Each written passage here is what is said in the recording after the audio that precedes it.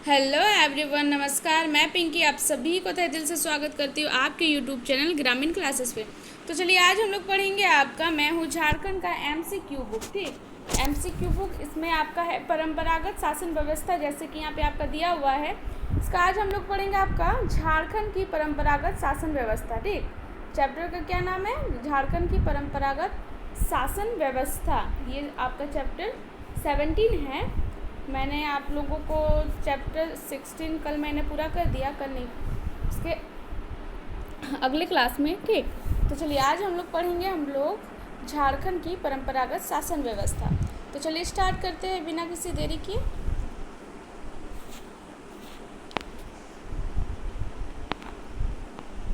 Question 1 में देखिए क्या दिया हुआ है कि निम्नलिखित में से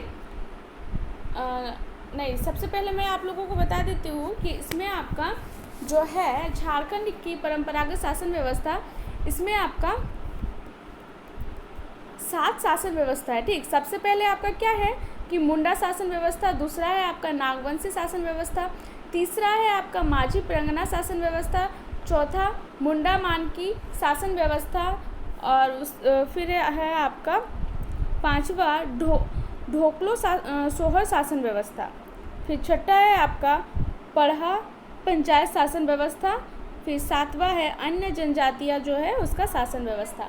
तो आज हम लोग पढ़ेंगे आपका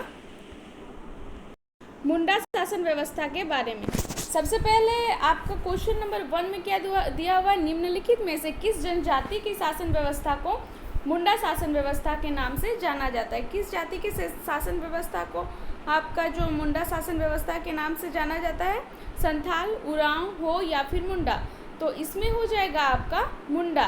ठीक, इसका आंसर आपका क्या हो जाएगा? मुंडा हो जाएगा। ठीक, चलिए क्वेश्चन नंबर 2 में क्या बोल रहे हैं? मुंडा गांव के धार्मिक प्रधान को क्या कहा जाता है? जो मुंडा गांव का जो धार्मिक प्रधान होता है उसको क्या कहते हैं? उसको कहते हैं हम लोग पाहान। ठीक, पाहान कहा जाता है। चलिए क्वेश्चन नंबर 3, क्वेश्चन 3 में क्या बोल रहा है कि मुंडा प्रशासनिक शासन व्यवस्था में हातू पंचायत का अध्यक्ष कौन होता है? हातू पंचायत का अध्यक्ष होता है आपका हातू मुंडा। ठीक, हातू मुंडा आपका मुंडा प्रशासनिक व्यवस्था में हातू पंचायत का अध्यक्ष होता है आपका हातू मुंडा। ठीक, ये क्वेश्चन आपका जेपीएससी पीटी बैकलॉग 2024 में पूछा गया क्वेश्चन है। ठीक, क्वेश्चन नंबर 3। चलिए क्वेश्चन नंबर 4 में है मुंडा शासन व्यवस्था में खूंट का अर्थ होता है। खूंट का अर्थ मुंडा शासन व्यवस्था में आपका परिवार है। जो खूंट का उपयोग मतलब अर्थ, खूंट का जो आपका शब्द प्रयोग किया गया है उसका अर्थ होता है परिवार। ठीक, तो इसका आंसर हो जाएगा आपका परिवार। चलिए क्वेश्चन नंबर 5,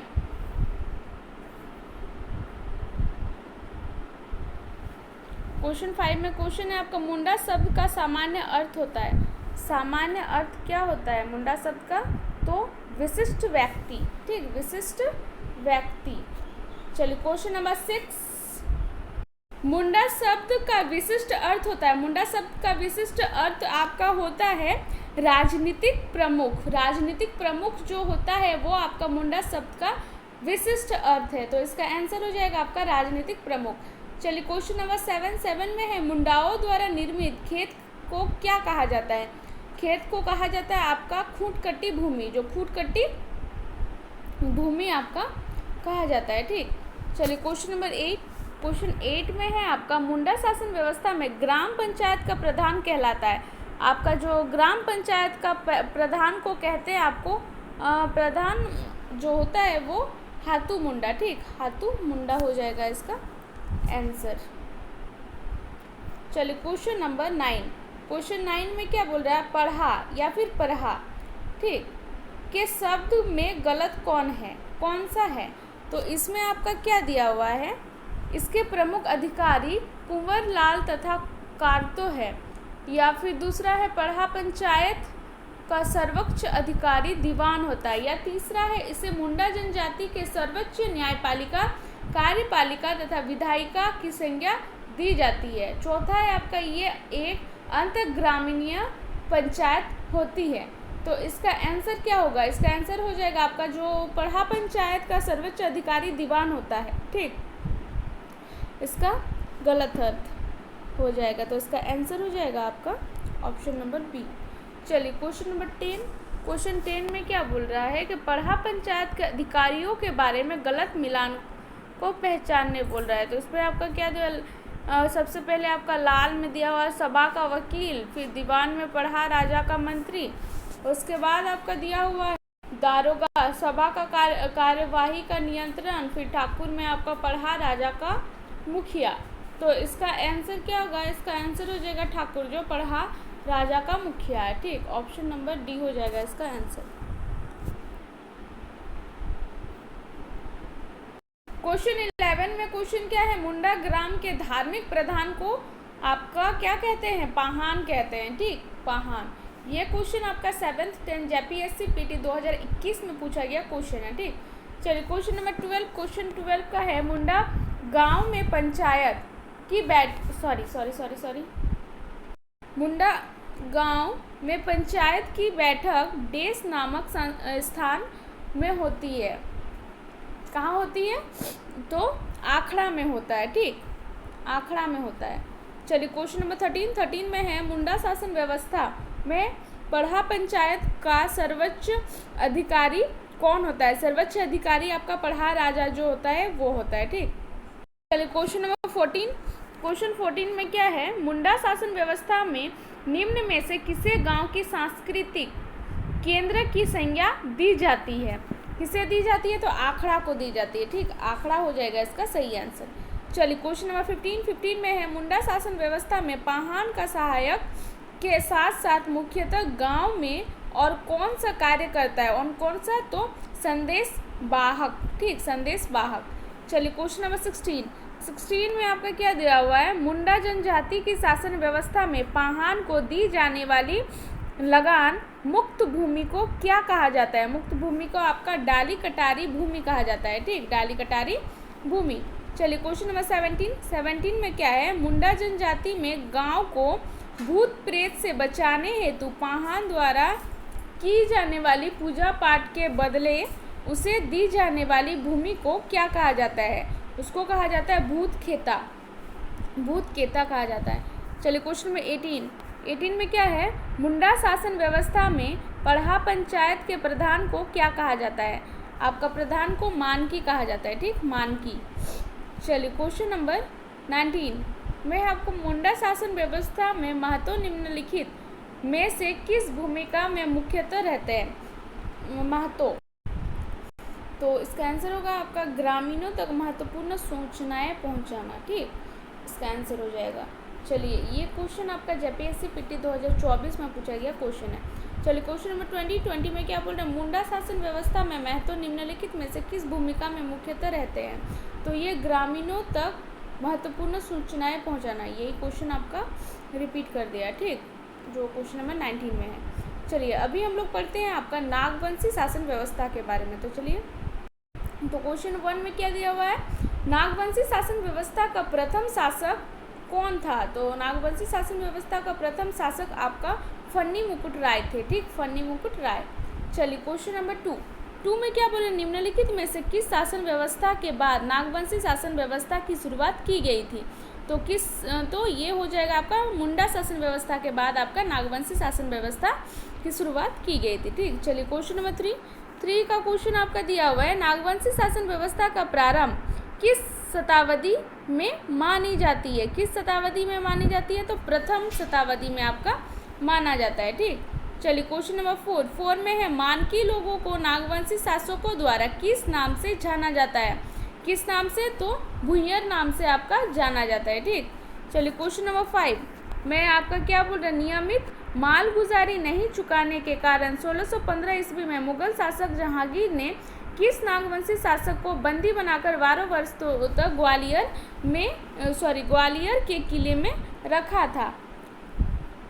तो इसका आंसर क्या होगा, क्वेश्चन आपका क्या बोल रहा है, फिर से देखिए कि नियमित मालगुजारी नहीं चुकाने के कारण 1615 ईस्वी में मुगल शासक जहांगीर जो थे वे किस नागवंशी शासक को बंदी बनाकर 12 वर्षों तक ग्वालियर के किले में रखा।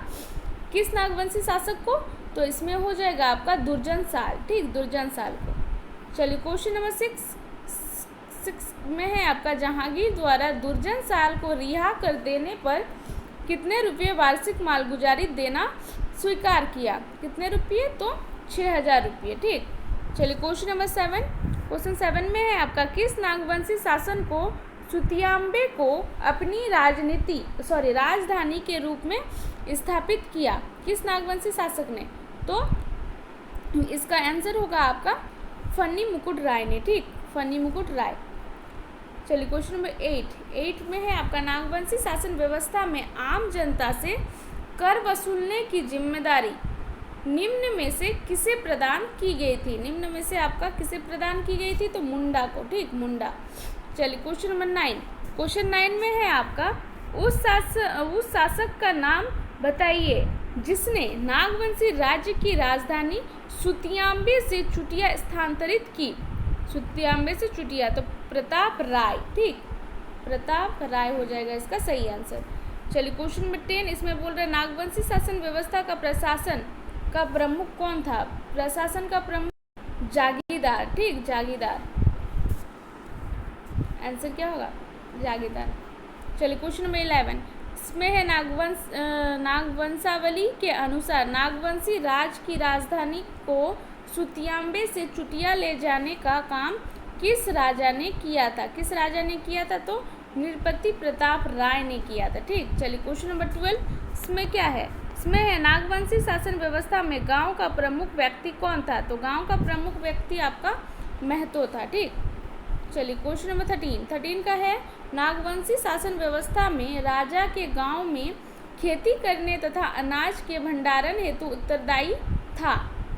तो इसमें होगा भंडारी। ठीक, चलिए क्वेश्चन नंबर 14। क्वेश्चन 14 में क्या है? नागवंशी शासन व्यवस्था के लागू होने पर राजा को किस शब्द से संबंधित किया जाता है? किस शब्द से? तो महाराज। ठीक, महाराज शब्द से। चलिए क्वेश्चन नंबर 15 में है नागवंशी शासन व्यवस्था में राज्य का वित्तीय प्रमुख तथा राज्य के सभी वित्तीय कार्यों के लिए जिम्मेदार है। तो दीवान। ठीक, दीवान। चलिए क्वेश्चन नंबर 16 में है आपका नागवंशी शासन व्यवस्था में पट्टी के स्तर पर सभी प्रकार के धार्मिक कार्यों का आयोजन व संचालन हेतु कौन जिम्मेदार होता है? तो इसमें कौन जिम्मेदार होता है? तो पाहान जिम्मेदार होता है। ठीक, पाहान। चलिए क्वेश्चन नंबर 17 में है नागवंशी शासन व्यवस्था में आम जनता से मालगुजारी वसूलने के लिए उत्तरदायी तथा विभिन्न न्यायिक व राजनीतिक अधिकार किसे प्राप्त था? राजनीतिक अधिकार आपका भूंयर को प्राप्त था। ठीक, चलिए क्वेश्चन नंबर 18 में क्या है? नागवंशी शासन व्यवस्था में पंच द्वारा या पढ़ा राजा द्वारा लिए गए निर्णयों को लोगों तक पहुंचाने का जिम्मेदारी किसका होता है? तो लोगों तक पहुंचाने का जिम्मेदारी आपका पांडे का होता है, पांडे का। ठीक, तो चलिए नागवंशी शासन व्यवस्था का क्वेश्चन बस इतना ही था। अभी हम लोग पढ़ते हैं आपका माझी प्रंगना शासन व्यवस्था के बारे में। ठीक, चलिए क्वेश्चन 1 में है निम्नलिखित में से किस जनजाति की शासन व्यवस्था को माझी प्रंगना शासन व्यवस्था के नाम से जाना जाता है? तो इसका आंसर होगा आपका संथाल जनजाति। ठीक, संथाल जनजाति। चलिए क्वेश्चन नंबर 2 में है संथालों में ने माझी प्रंगना शासन व्यवस्था को किस जनजाति से ग्रहण किया है? किस जनजाति से ग्रहण किया है? तो सोरिया पहाड़िया। ठीक, सोरिया पहाड़िया। चलिए क्वेश्चन नंबर 3। क्वेश्चन 3 में है आपका माझी प्रंगना शासन व्यवस्था में उप प्रधान कौन होता है? तो उप प्रधान आपका होता है प्राणिक। ठीक, प्राणिक होता है। चलिए क्वेश्चन नंबर 4। क्वेश्चन 4 में है माझी प्रंगना शासन व्यवस्था में बिटलाहा क्या है? तो बिटलाहा एक प्रकार की सजा है बिटलाहा। ठीक, चलिए क्वेश्चन नंबर 5 में माझी प्रंगना शासन व्यवस्था में ग्राम पंचायत का प्रधान क्या कहलाता है? तो ग्राम पंचायत का जो प्रधान होता है उसको माझी कहते हैं। ठीक, माझी प्रंगना शासन व्यवस्था में। चलिए क्वेश्चन नंबर 6। क्वेश्चन 6 में क्या है कि माझी के कार्यों में सफल संचालन में कौन उसे सहयोग प्रदान करता है? तो कौन सहयोग प्रदान करता है? तो जोग माझी आपका सहयोग प्रदान करता है। ठीक, जोग माझी। चलिए क्वेश्चन नंबर 7। क्वेश्चन 7 में क्या बोल रहा है कि जोग माझी की अनुपस्थिति में माझी प्रंगना शासन व्यवस्था में उसके दायित्व को निर्वहन कौन करता है? तो उसके दायित्व का निर्वहन आपका जोग प्राणिक करता है। ठीक, जोग प्राणिक आपका करता है। चलिए क्वेश्चन नंबर 8, क्वेश्चन 8 में है आपका माझी परगना शासन व्यवस्था में वह कौन सा सबसे हल्का दंड है जिसके तहत अपराधी पर 5 रुपये तथा 150 रुपये का दंड लगाया जाता है? वह कौन सा सबसे हल्का दंड है? तो इसमें हो जाएगा करेला दंड जो होता है वो सबसे हल्का दंड है। ठीक, चलिए क्वेश्चन नंबर 9, क्वेश्चन 9 में है आपका माझी परगना शासन व्यवस्था है सर्वोच्च न्यायिक संस्था है। सर्वोच्च न्यायिक संस्था आपका लॉबी सेंद्रा है। ठीक, चलिए क्वेश्चन नंबर 10, क्वेश्चन 10 में क्या बोल रहा है? माझी परगना शासन व्यवस्था में शिकार प्रसिद्ध होती है। शिकार प्रसिद्ध आपका सेंद्रा वैंसी। ठीक, चलिए क्वेश्चन नंबर 11, क्वेश्चन 11 में क्या है कि माझी परगना शासन व्यवस्था के संदर्भ में सही का चयन करें। सही का चयन करने बोल रहे थे, तो उसमें क्या हो जाएगा? ये जितना भी आपका दिया हुआ है ये सारा आपका सही है। ठीक, उपयुक्त सभी कथन आपका सत्य है। चलिए क्वेश्चन नंबर 12, क्वेश्चन 12 में क्या बोल रहा है कि माझी परगना शासन व्यवस्था में गुणित या फिर गुणायित के अनुसार असत्य को चुने। तो इसमें से आपका सभी सत्य है। ठीक, ऑप्शन नंबर डी हो जाएगा आपका सही आंसर। चलिए क्वेश्चन नंबर 13, क्वेश्चन 13 में है आपका माझी परगना शासन व्यवस्था में गांव के धार्मिक प्रधान को क्या कहते हैं? गांव के धार्मिक प्रधान को आपका नायके कहते हैं, नायके। ठीक, चलिए क्वेश्चन नंबर 14, 14 में क्या बोल रहा है? माझी परगना शासन व्यवस्था को में उपनायके की भांति कार्य कौन करता है और साथ ही साथ यह गांव से बाहर देवी देवताओं की पूजा पाठ संपन्न करता है? तो इसका आंसर क्या होगा? देखिए इसका आंसर हो जाएगा आपका कुड़ाम नायके। ठीक, कुड़ाम नायके। चलिए क्वेश्चन नंबर 15, क्वेश्चन 15 में है आपका माझी परगना शासन व्यवस्था में पुलिस की भांति कार्य कौन करता है तथा माझी के आदेश अनुसार किसी व्यक्ति को गिरफ्तार करता है? तो इसमें हो जाएगा आपका चौकीदार जो रहता है वही। ठीक, तो इसका आंसर हो जाएगा आपका चौकीदार।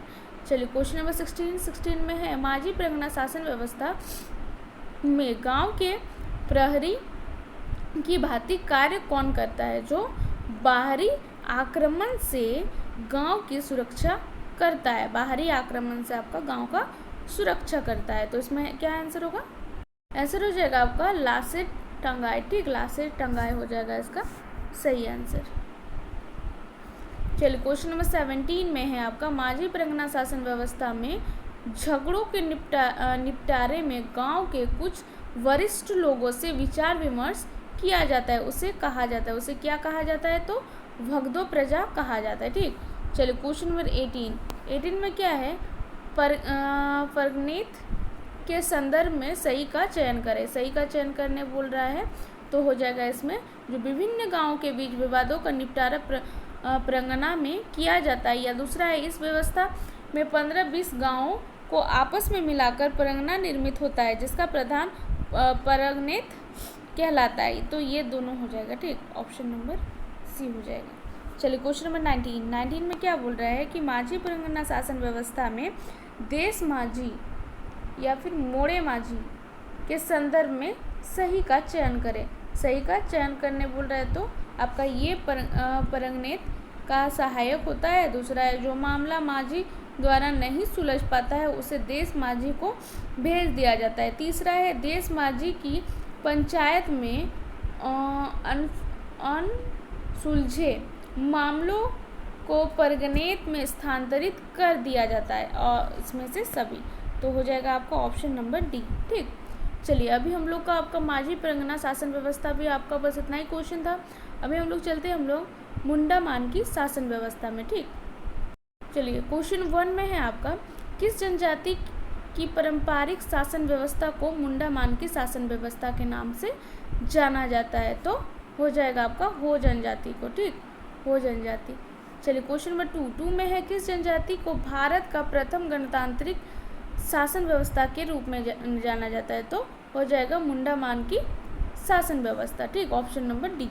चलिए क्वेश्चन नंबर 3, क्वेश्चन 3 में क्या बोल रहा है? मुंडामान की शासन व्यवस्था को किस अंग्रेज अधिकारी द्वारा मंजूरी प्रदान की गई थी? किस अंग्रेज अधिकारी? तो थॉमस थॉमस विल्सन। ठीक, ये हम उच्चारण करने नहीं सक रहे हैं, थॉमस जो भी है आप लोग देख लीजिएगा। ठीक, चलिए क्वेश्चन नंबर 4। क्वेश्चन 4 में है आपका, मुंडा मानकी शासन व्यवस्था में संबंधित निम्न में से कौन सा कथन सही नहीं है। तो इसमें कौन सा कथन सही नहीं है, जो आपका दिया हुआ वसूली राजस्व मानकी का कोई अंश नहीं मिलता है, ये कथन आपका सही नहीं है। ठीक, ये क्वेश्चन आपका JPSC 2021 में पूछा गया है। ठीक, चलिए क्वेश्चन नंबर 5। क्वेश्चन 5 में है आपका, निम्नलिखित में से कौन मानकी मुंडा प्रणाली के तहत मुंडा पर लागू होता है। तो इसका क्या हो जाएगा, पीर प्रधान। ठीक, पीर प्रधान। चलिए क्वेश्चन नंबर 6। क्वेश्चन 6 में आपका दिया हुआ है, मुंडा मानकी शासन व्यवस्था के गांव का प्रधान कौन होता है। तो गांव का जो प्रधान होता है वो होता है आपका मुंडा। ठीक, चलिए क्वेश्चन नंबर 7 में बोल रहा है, मुंडा मानकी शासन व्यवस्था में देवड़ी का सहयोगी कौन होता है। तो देवड़ी का जो सहयोगी होता है वो यात्री देवड़ी होता है। चलिए क्वेश्चन नंबर 8। क्वेश्चन 8 में बोल रहा है कि मुंडा मानकी शासन व्यवस्था में गांव का धार्मिक प्रधान को क्या कहा जाता है। तो गांव का धार्मिक प्रधान होता है उसको देवरी कहा जाता है। ठीक, चलिए क्वेश्चन नंबर 9। क्वेश्चन 9 में है आपका, मुंडा मानकी शासन व्यवस्था में गांव का जो राजस्व अधिकारी को क्या कहा जाता है। तो राजस्व अधिकारी को कहा जाता है तहसीलदार। ठीक, चलिए क्वेश्चन नंबर 10 में है आपका, मुंडा मानकी शासन व्यवस्था में पढ़ा का न्यायिक प्रधान क्या कहलाता है। पढ़ा का न्यायिक प्रधान आपका परिपंच कहलाता है। ठीक, चलिए क्वेश्चन नंबर 11। क्वेश्चन 11 में है आपका, मुंडा मानकी शासन व्यवस्था में मुंडा का सहयोगी को क्या कहा जाता है। जो मुंडा का आपका सहयोगी होता है ना, उसको क्या कहते हैं, उसको डाकुआ कहते हैं। ठीक, डाकुआ। चलिए क्वेश्चन नंबर 12। क्वेश्चन 12 में, मुंडा मानकी शासन व्यवस्था में 7 या फिर 12 गांवों को मिलाकर एक पढ़ा का निर्माण होता है, जिसका प्रमुख को क्या कहा जाता है। तो उसका जो प्रमुख होता है उसको हम लोग क्या कहते हैं, मानकी, डाकुआ, तहसीलदार या फिर देवरी। तो उसको क्या कहते हैं, मानकी कहते हैं। ठीक,